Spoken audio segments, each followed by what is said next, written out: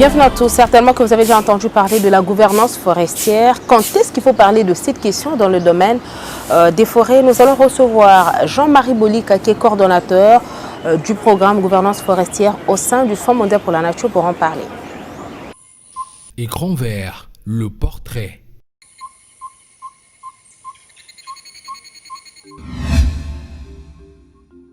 Il est d'une renommée internationale.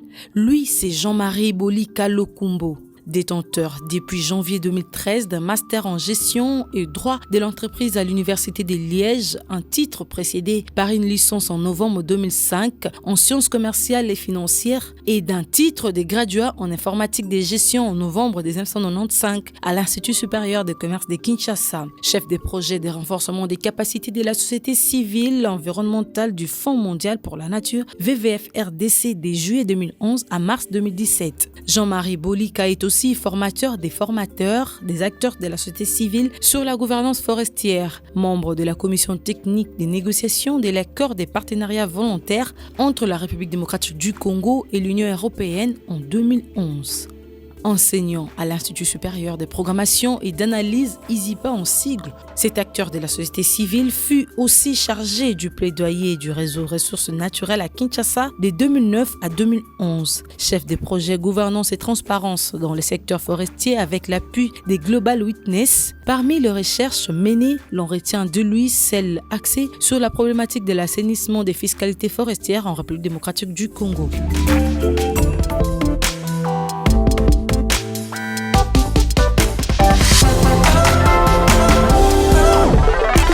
Monsieur Jean-Marie Bolika, bienvenue. Merci. Merci, un habitué du magazine Écran vert. La toute première question, quand est-ce qu'on parle de la gouvernance forestière?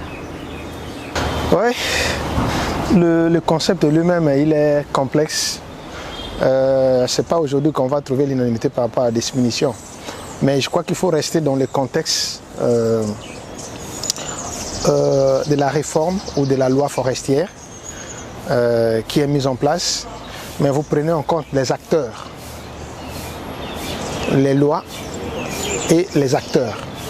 Parce qu'on ne peut pas assurer une gouvernance forestière dans le contexte congolais sans tenir compte des parties prenantes.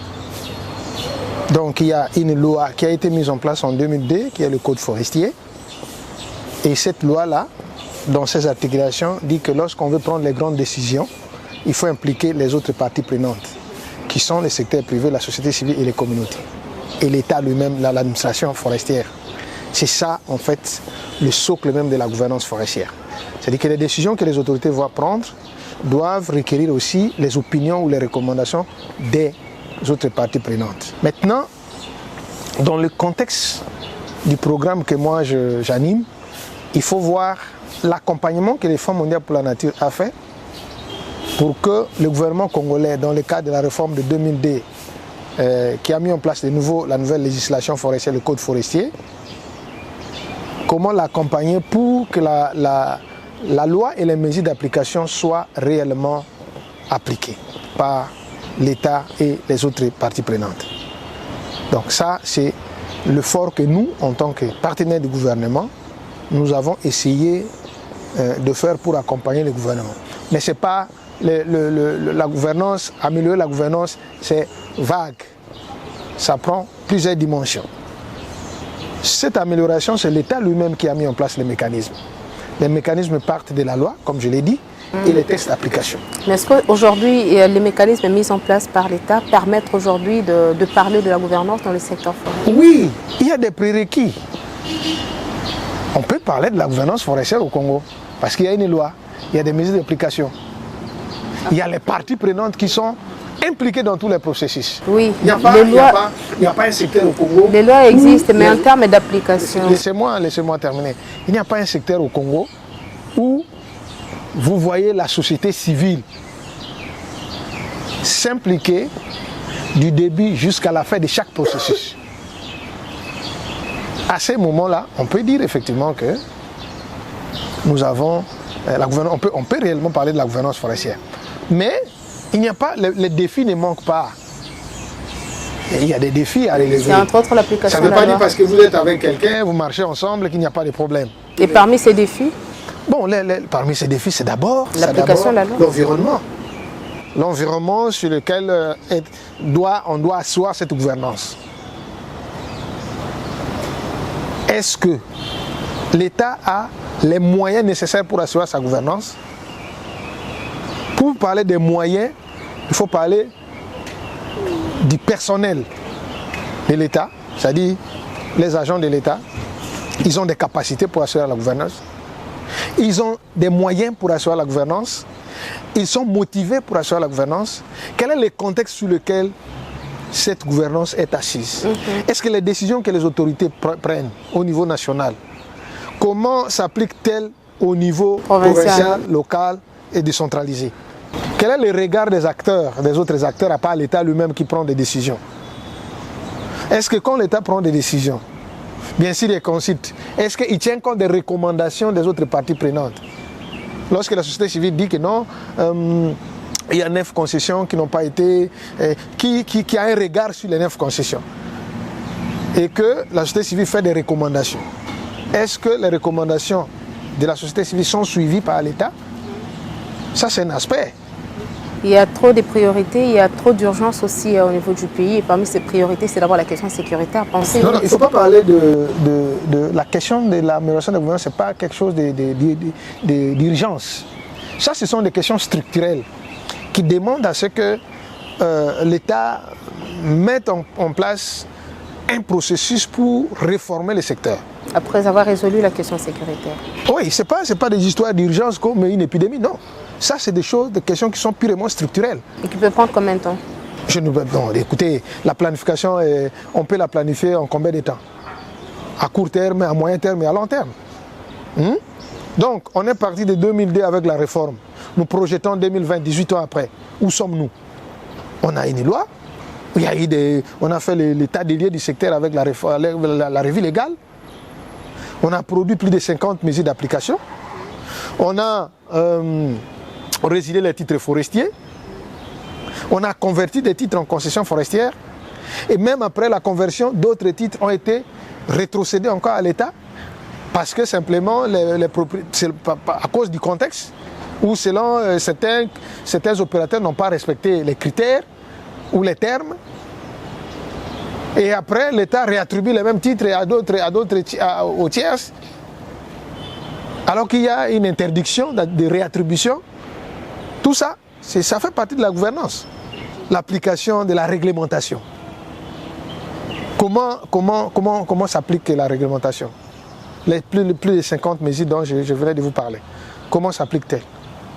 Est-ce que les gouverneurs de province ont la même vision que le gouvernement central par rapport au secteur forestier? Qu'est-ce que vous conseillez? Il faut aller de la base vers les sommets ou du sommet vers la base? Non, attends. Nous sommes, la RDC est déjà dans les caps, dans l'étape de la décentralisation. Et les compétences sont clairement réparties entre le pouvoir central, la province et les ETD. N'est-ce pas? Et le secteur forêt fait partie des secteurs ciblés aussi par la décentralisation. Il y a des mesures qui doivent être prises au niveau provincial et d'autres au niveau national par les gouverneurs et les ministres de tutelle. Alors, comment ces mesures-là, comment les deux autorités se consultent? Comment les assemblées provinciales créent des études pour appliquer la loi forestière? Est-ce qu'il y a une concordance? Alors que quelque part, les provinces disent oui, l'arrêté du ministre national a une primauté sur les mesures provinciales, mais nous on ne se retrouve pas. Si nous ne nous retrouvons pas, il y a moyen de continuer l'arrêté. Ça, c'est des cris du cœur qui viennent des provinces. Est-ce que lorsque vous mettez en place des lois, des mesures d'application ici, quelle est la chaîne de transmission? Ça se passe comment? Combien de temps un arrêté qui est signé par le pouvoir central atteint la province? Qu'est-ce que la province doit faire? Et comment la province s'y prend? Vous savez que le code a été élaboré ou publié en 2002. Mais il y a des coins de la RDC qui disent qu'ils n'ont jamais vu le code forestier. Mais là aussi, encore un autre problème. Fallait-il commencer par le code? Il fallait commencer d'abord par l'élaboration d'une politique nationale forestière. C'est par là qu'il fallait commencer. Nous sortons, ne confondons pas les étapes. Nous sortons du conflit armé de 97. Nous arrivons en 2002, il fallait faire la rupture avec la loi de 1949, héritée de la colonisation. Et si on commençait par l'élaboration d'une politique, ça ne constituerait pas une rupture? Maintenant, nous connaissons les faiblesses du code actuel, nous pouvons commencer par la politique. Il fallait-il... Mais en 2002, le contexte n'a pas permis à ce qu'on puisse élaborer la politique. Ça n'a pas permis. Mais il y avait un agenda prioritaire qui était élaboré, qui était en fait une politique. Parce qu'il y avait des étapes, il y avait des axes au niveau de l'agenda prioritaire, qui était aussi une politique. Maintenant qu'il n'y a plus de guerre, il n'y a plus de gens qui réclament, qui contrôlent tout un territoire, ou un deux tiers ou un quart du territoire congolais. Il faut s'asseoir pour une politique. Et déjà, il y a déjà des réflexions qui sont en avance. Mais ce n'est pas quand même une élaboration qui intervient sans retard, 18 ans après. Non, il n'y a pas de retard par rapport à quoi? Il n'y a pas de retard. Hein? Il n'y a pas de retard. Le contexte de 2011 où on a commencé à discuter sur une politique forestière n'a pas permis à ce que nous puissions avoir la politique. Il y avait une partie prenante qui s'est opposée. Le ministre de l'époque, M. Bavon Sapoutou, disait que oui, vous venez de m'amener un document qui semble être une politique forestière. Quelle a été comment vous vous êtes pris pour consulter les autres parties prenantes et les communautés? Il a conclu que la consultation n'était pas suffisante. On a mis le document dans la poubelle. Maintenant, à la veille des élections, il y a eu un groupe qui voulait qu'on révise les codes forestiers. Et d'autres se sont opposés. Mais comme la révision, c'est une prérogative de l'État, parce que c'est l'État qui doit refuser, ce n'est pas la société civile. Mais la société civile a émis des points pour dire c'est trop tôt. On ne peut pas, dans le contexte actuel, partir du code. Il faut partir de la politique. Et au jour d'aujourd'hui, il y a déjà des réflexions qui sont avancées par rapport à la politique forestière. Allez au niveau de la Direction générale des forêts des GFOR, vous allez trouver, il y a tout un comité qui réfléchit, qui vous demande vous aussi, les médias et les différents acteurs qui travaillent avec le gouvernement, d'apporter leur désidérata. C'est le moment. Alors c'est le moment aussi de prendre l'éco-créativité. On se retrouve juste après. Nous vous amenons au port de Kinkole et voir un peu comment ça se passe. Éco-créativité. La criminalité forestière, une pratique qui s'est bien frayé du chemin dans le port. À Kinkole, le scandale est loin de dire son dernier mot. Ebele bafuta taxe, ba suspect, bafuta kana bango te, mais les taxes lelo ezali na ndenge mususu. Il y a des taxes oyo bozoloba moto afuti hein normal, mais mususu aye bino moko na ba service na bino. Vous n'avez pas des agents à ce point penza bazali bien renumérés. Puis c'est ce qu'on l'a canalisé mbongo ya l'État. Faut moto azo kene ko canaliser ngo azala bien. Ba tracasserie ezali alors ko kende à partir même ya niveau ya ba province. Kuna tozana to okofuta taxi na yo. Mikanda oyo ya environnement au foutu bien. Mais na ba niveau ya ba province ezali susu na bato moko. Pour bimisa babiloko kuna babenga ngo évacuation taxe provinciale ozomona tango tozozwa bambongo wana toza komi retrouver te na kati ya ba service oyo ya l'État o botieli biso toza na 17 service oyo eza ko contrôler mosala ya green na kati ya mai kuna tokokuta botiela biso ba marais bazali bazo senga nzete mbongo ya nzete okokuta DGM okokuta police fluviale, okokuta j'ignore encore autre service. Bazaso ki 4. To lubo na mokili, tozana 5 services oeza avant o lubo la morceau ya nzete ya 10 mètres. Eza ko contrôler ango 17 services. Na kati ya service wana, tokokuta sécurité, azana 5 services na incline na kati. Totiki wana oyekokuta tokokuta DGM, police fluviale, anti-fraude, marin na kati lisusu toye kokuta 5e service c'est quoi en air baza na kati droit l'état eleki ke tozo bénéficier te ateloko moko te o basata document moko ezalaka te ezakaka pampa ofuti okebe ofuti ozongi bofuti ezana ngata na resi moko te.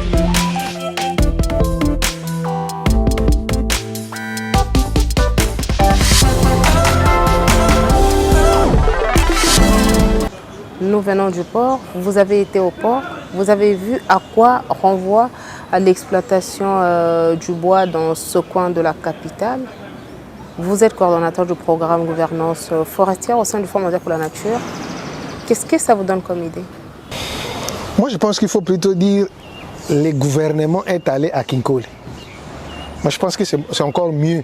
Parce que moi, je suis le partenaire du gouvernement. Je peux dire des choses que certaines d'autres personnes aussi peuvent contester. Le ministre est allé constater que c'est un autre pays, c'est un autre monde. Ce qu'il a vécu à Kinkole.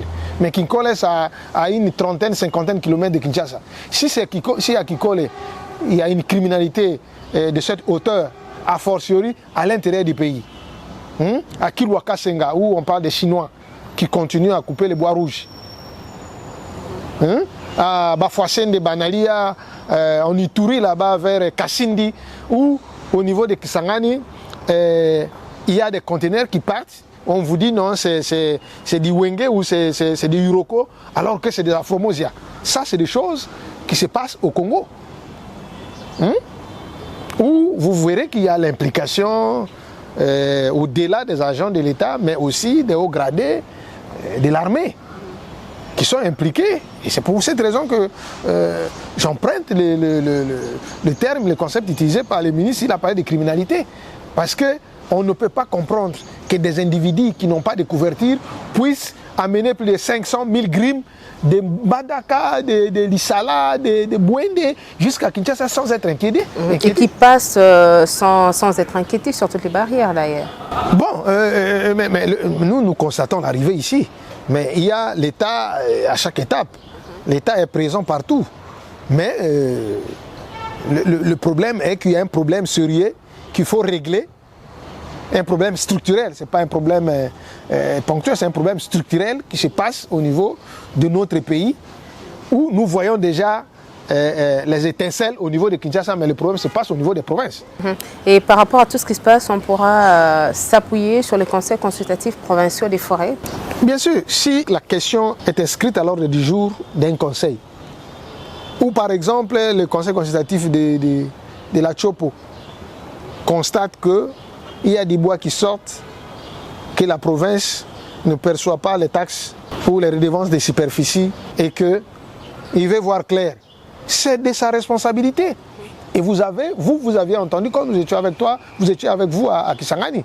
Le gouverneur avait dit que pour lui, la mise en place d'un conseil consultatif, c'est une opportunité pour que la province de la Chopo puisse mobiliser des ressources à travers les recommandations que le conseil va lui adresser.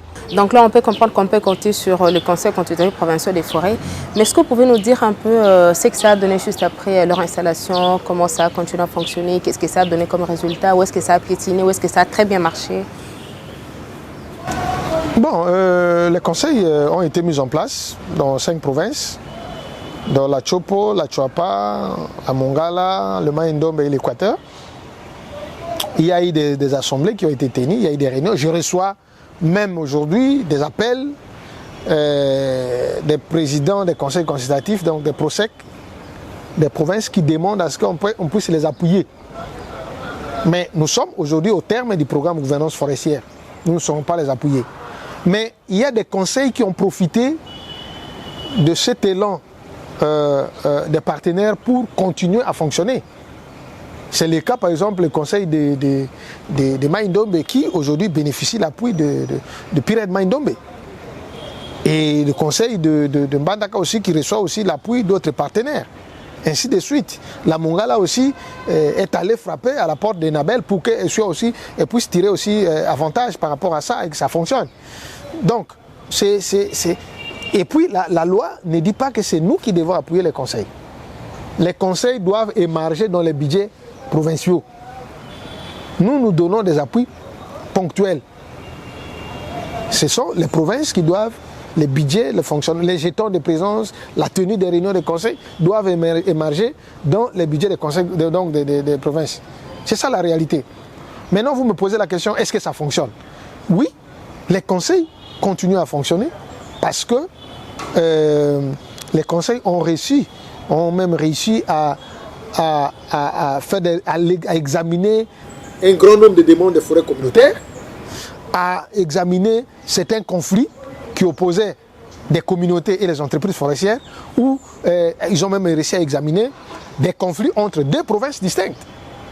Le cas du parc de la Lomami, où le conseil consultatif de la Chopo a examiné cette question qui est en train de créer des problèmes entre la Chopo et la province de Maniema. Ça, ce sont des questions qui ont été mises sur la table. Maintenant, c'est la responsabilité de l'autorité provinciale à prendre des décisions, y compris les assemblées provinciales. Nous parlons des grandes réalisations du programme gouvernance forestière au sein du Fonds mondial pour la nature. On va vivre ensemble comment se passe ou comment s'installe un conseil consultatif provincial des forêts.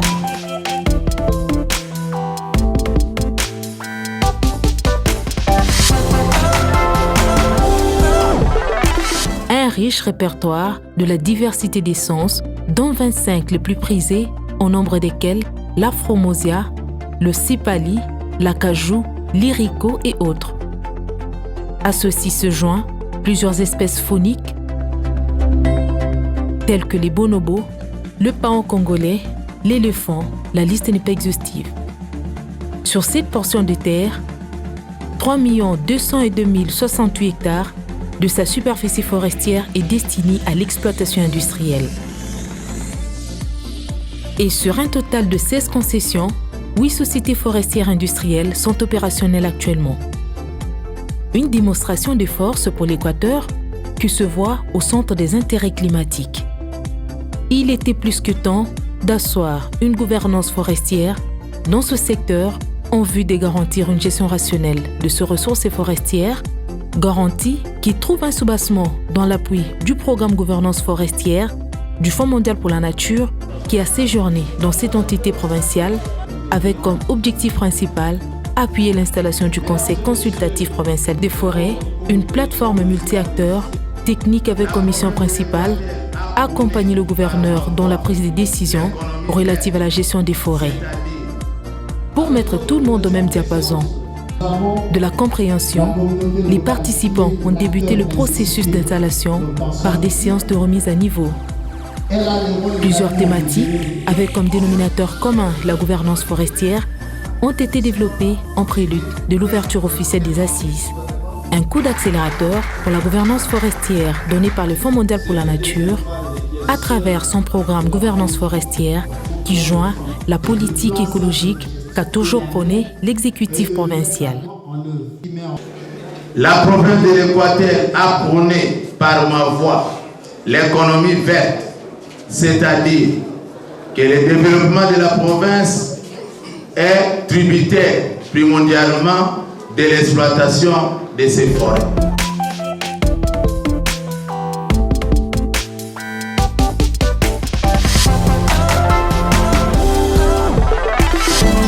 On peut dire que vous êtes fiers de vos résultats aujourd'hui? Bien sûr. On doit être fier de ce qu'on a produit comme résultat dans un contexte aussi difficile que la RDC, où le déplacement pose problème. Un pays semi-enclavé. L'enclavement, l'inaccessibilité de certains coins. Tu te rappelles bien qu'on a fait avec toi l'Issala, mais on est passé par Guémena. À moto. Oui, on a fait 300 km par moto. Et dans quelles circonstances, vous connaissez très bien. S'il n'y a pas une volonté, un engagement, on peut pas. Ce n'est pas des raisons qui manquent pour dire que non, on ne peut pas aller là-bas parce que ça ne va pas, parce qu'il y a telle ou telle raison. Mais on s'est engagé à aller là-bas parce qu'il y a un engagement, il y a une volonté d'apporter notre expérience, nos capacités à ces provinces-là qui sont les nôtres, qui sont les provinces de la RDC. Et nous, en tant que Congolais, si nous connaissons quelque chose, la moindre des choses que nous devons faire, c'est d'apporter notre expertise.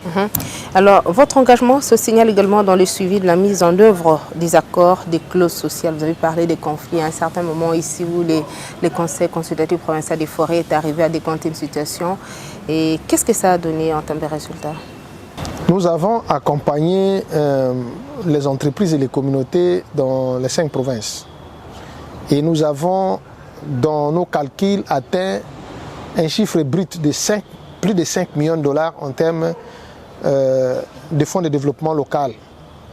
Et si nos calculs ne nous trompent, si ma mémoire est bonne, nous sommes aujourd'hui à 2 500 000 équivalents de fonds versés par les entreprises pour la réalisation des projets socio-économiques dans les 5 provinces. Donc, qui comprennent plus d'une centaine d'écoles, une cinquantaine de centres de santé, des kilomètres de routes, des marchés, des facilités de transport, ainsi de suite. Et la mise en place d'un site web pour la société civile? Oui, nous avons dit qu'il ne faudrait pas que le travail que nous faisons soit mis aux oubliettes parce que le projet prend fin. Il fallait donner l'occasion à la société civile congolaise à travers un espace dédié pour qu'elle interagisse, puisse interagir avec les autres, elle puisse relayer le travail qu'elle est en train de faire, un travail noble, et aussi que ces informations-là puissent profiter à d'autres. Parce que, écoutez, aujourd'hui nous sommes dans un contexte où on dit que nous sommes, c'est un monde planétaire.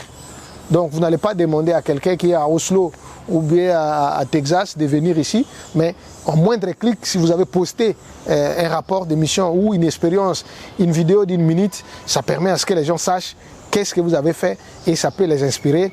On peut, le monde scientifique peut récupérer pour faire des recherches, des thèses de doctorat, des travaux de fin d'études, ainsi de suite, des expériences à partager. Alors, dans votre actif, l'on retient aussi votre rapport relatif à la loi sur les populations autochtones pygmées qui sera bien entendu adopté au niveau de l'Assemblée nationale, sauf changement, certainement l'année prochaine, et aussi la certification de 2 concessions forestières, IFCO et CCF, de plus ou moins 500 hectares. Oui, il faut dire que la loi sur les peuples autochtones ne date pas d'aujourd'hui.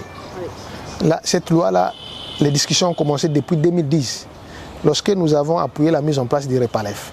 Et la mission du réseau des peuples autochtones, le REPALEF, était parmi ces missions aussi de faire en sorte qu'il y ait un instrument juridique qui leur permette de défendre leurs droits. Et cet instrument-là, à part les instruments juridiques internationaux qui ne sont pas encore ratifiés, notamment la Convention 169 et les autres, il y a cette loi-là.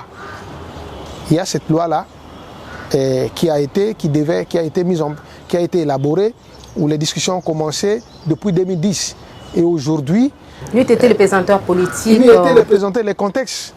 Aujourd'hui, félicitations à nos élus et à mon estimé honorable Ribert Achidi, qui est un collègue à qui on a travaillé ensemble dans la société civile et qui a porté cette loi. Félicitations à l'honorable professeur Lapika qui a commencé le travail à la session législative passée. Et aujourd'hui, la loi a été discutée au niveau de l'Assemblée nationale, qui est une bonne chose. Et dans cette loi-là, il y a aujourd'hui des éléments clairs par rapport à la gratuité de l'enseignement pour les peuples autochtones, l'accès à la santé, l'accès à l'éducation et l'accès à la terre, la reconnaissance des terres autochtones, et ainsi de suite. Hein? Donc il y a beaucoup d'avantages. Et la RDC devient le 2e pays après la RCA qui a une loi spécifique sur les peuples autochtones. Le Congo-Brazzaville. Le Congo-Brazzaville, pardon. La RCA, c'est plutôt la Convention 169. Donc, c'est une fierté au niveau du bassin du Congo pour la RDC. Et il faut soutenir les élus que nous avons pour qu'on aille plus loin. Je pense que demain, le débat sera plutôt le plaidoyer pour la ratification de la Convention 169. Alors, l'avantage, c'est aussi l'apprentissage. On va prendre le concept et on se retrouve juste après. Concept vert.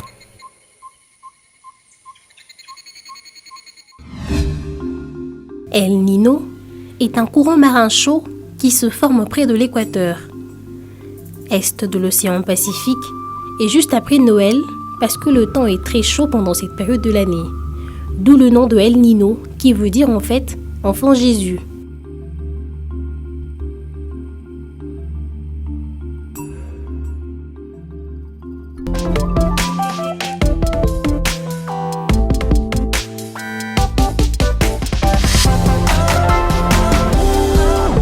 Et parlons de la certification forestière, nous avons quand même besoin d'avoir aussi des précisions par rapport aux deux concessions forestières, IFCO et CFT de plus ou moins 500 hectares. Bon, il faut comprendre que la certification forestière, c'est un processus de longue haleine. Et il y a longtemps que il y a eu un grand débat au niveau de la RDC où il n'y a pas d'entreprise certifiée.